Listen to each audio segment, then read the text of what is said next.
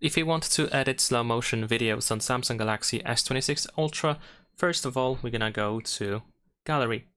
Over here in Gallery, we should be able to find our slow motion video that we wish to edit. There we go. We're gonna use this pen at the bottom of the screen in order to start editing.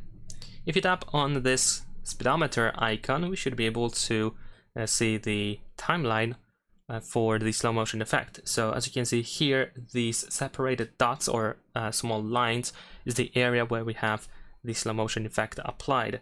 We can actually extend it, and we can do so for every single one of these areas that we have in here.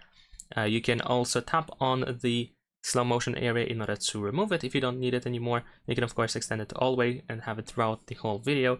And on the timeline below, if you go anywhere outside of the slow motion mode, you can also apply additional slow motion. So let's say if I tap on 1/16 over here, as you can see now I created another one.